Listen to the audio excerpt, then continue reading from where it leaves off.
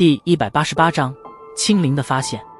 望着场中那仅仅是在短短几分钟之内，情势便是陡然逆转的战斗，广场周围的所有人都是愕然地睁大了眼睛，很难想象，在团内一向先有对手的萧丽，竟然会是有些莫名其妙的败给年龄小上他足足7、8岁的萧炎。场中望着胸前的枪尖，萧丽也是愕然了好一会，方才逐渐地回过神来，目光扫过面前微笑的萧炎，不由得啧啧地摇了摇头，惊叹道：小家伙，没想到啊，竟然隐藏得这么深，以你所展现出来的实力，可不像是一个仅仅1星级别的普通斗师啊。呵呵，侥幸罢了。笑着摇了摇头，萧炎将长枪插在地面之上，然后行至不远处的悬重尺处，刚欲将之抓起来，一旁的萧丽却是笑着将他阻止了下来。让我来试试，你的这尺子似乎有点古怪。萧丽饶有兴致地盯着地面上的巨大尺子，笑盈盈地道：闻言，萧炎微微一愣，旋即笑着点了点头，退后了一步，目光中略微噙着许些戏谑。萧丽搓了搓手，缓缓站在悬重尺之旁，手掌握了握，然后紧紧地抓着尺柄，轻吐了一口气，手掌随意地扯了扯。而随着手掌的这次扯动，萧丽脸色却是微变，惊疑了一声。她发现自从悬重尺入手之后，其体内本来迅猛奔腾的雷电斗气忽然犹如变得龟爬一般。好家伙，果然有些古怪，惊愕地喃喃了一声。萧丽手臂紧绷，一条条青筋在臂弯上跳动着，紧握着悬重尺，萧丽的脸庞缓缓地变得涨红，一声低喝：起！声音落下，萧丽手臂有些颤抖地缓缓移了上来，然后双手将之握在身前，使劲地左右挥动了一下，再次望向萧炎的目光中隐隐了多了一抹震撼。你先前竟然背负着这东西与我战斗？望着萧炎那微笑的清秀面孔，萧丽忽然有些口干舌燥的道：天哪，这东西背在身上能够顺利移动便已经很是了不起了，而萧炎竟然背负着他与自己战斗了好些回合，这如何不让的萧丽震惊与愕然。瞧得萧丽震撼的模样，萧炎笑了笑，微微点了点头，手掌接过悬重尺，然后轻描淡写的将之插在了后背之上，眼睛一直紧紧地盯着萧炎的举动。萧丽发现在接过悬重尺时，萧炎的手掌竟然只是略微下沉了一点，而且下沉之后的瞬间，这点细微的弧度便是被再次调整完善。望着萧炎这副轻松态度，萧丽嘴巴微张了张，好片刻后方才惊叹地摇了摇头：小家伙，了不起啊，那蓝嫣然的眼睛被狗屎蒙蔽了吗？我家兄弟这么优秀的人，这加玛帝国能找出几人来？他竟然还嫌弃。萧炎笑了笑，摊手道：至少轩儿便不会比我弱。轩儿？哼，是那小妮子啊，好多年没回去了，那妮子肯定出落得很是水灵了吧？要知道小时候为了她，乌坦城内那些少爷们可是每天在萧家外面翻墙来看呢。不过她似乎对你黏吧？嘿嘿。听着这清雅的名字，萧丽一愣，有些怀念的笑道。脑中回想起少女美丽的容颜与动人身姿，萧炎也是略微有些感触的轻笑了笑，手掌轻拍了拍悬重尺，微笑道：日后有机会我带她来见见你们。不过现在我有点正事，还请大哥与二哥帮忙。哦，有事？没问题，尽管说就好，就算是在能力之外，二哥与大哥也会全力相助。闻言，萧丽立刻挥了挥手，笑道：微微笑了笑，萧炎轻点了点头。宽敞的房间之中，萧炎3人坐于其中，而青灵则是小心翼翼地端上3杯清茶，然后乖巧地站在萧炎身后。呵呵，小炎子有事？说出来吧，让大哥帮你分析分析。端着茶杯抿了一口，萧鼎冲着萧炎笑道。笑着点了点头，萧炎沉吟了一会，轻声道：我此次来塔格尔大沙漠，是需要寻找一种东西。东西？什么东西？闻言，萧丽略微有些好奇地笑问道。一伙手指轻轻地敲打在桌面之上，萧炎低声道：一伙2字出口，房间之内顿时安静了许多。萧鼎与萧丽面面相觑了一眼，迷惑的道：“异火，那种东西似乎是炼药师才会需要的东西吧？你需要它干什么？”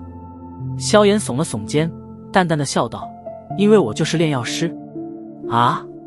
闻言，萧鼎与萧丽脸庞一僵，片刻后，眉梢之上涌上狂喜：“你是炼药师？呵，我刚好侥幸有着成为炼药师的天赋，而且在乌坦城的时候也遇见了一名老师，所以……”萧炎轻笑道：“啧啧，小家伙实在了不起，没想到我萧家竟然也能出一名炼药师。”哈！瞧着萧炎点头确认，萧鼎与萧丽顿时大笑道，笑声中有些羡慕与欣慰。异火这东西，珍惜程度实在是有些骇人。虽然我们在石墨城混了不少的时间，可却还真的没听谁说过何处有着异火的踪迹啊！欣喜过后，萧鼎眉头微皱，无奈的道。笑着摇了摇头，萧炎手指轻弹了弹那戒，从中取出一张古朴的羊皮卷轴，将之小心翼翼地铺在桌面上，手指指着其上的一处火焰标志，轻声道：“这是我弄来的一张地图，在这处火焰标志的地方，应该有几率寻找到异火的踪迹。不过我对石墨城周围的地形并不熟悉，所以我找不到火焰标志的确切地方。大哥，你们在这里混了不少时间，是否知道石墨城周围有没有什么奇异的地方？”闻言，萧鼎将地图拉过，目光粗略地扫了扫地图，惊异的道：“好详细的地图，这种地图我可是第一次看见啊。”“的确详细的有点过分。”萧丽点了点头，皱着眉头细细地观察了一下地图，轻声道：“这块火焰标志的地方似乎应该是在石墨城的东部位置吧？”“准确说来，或许是东部偏南的地方。”萧鼎微微点头，沉思道：“可石墨城的东部方向似乎并没有什么太过奇异的地方。”“的确没有，那个地方我在一次做任务的时候曾经带人搜索了几天，没发现有什么奇怪的地方。”萧丽也是摇了摇头，无奈的道。瞧着两人摇头，萧炎脸庞上掠过一抹失望，叹息了一声，看来这里应该并没有异火的痕迹了。然而就在萧炎满心失望之时，一道怯怯的柔柔声音忽然在房间之内响起：“那个少爷，石墨城的东部位置似乎的确有点奇怪的东西。”闻言，萧炎先是一愣，紧接着猛然转头，目光灼热地盯着那绞着小手的青灵，急声道：“你知道？”一旁萧鼎与萧丽也是将愕然的目光移向青灵，显然他们也并不知情。被房间内的三人注视着，青灵小脸上的胆怯更是浓了一分，吞吞吐吐的道：“我也不知道我感应的是否准确，不过在半年之前，我真的是感应到在石墨城东部偏南的地带有一些异动。你是如何知道的？你似乎并不具备这种实力吧？”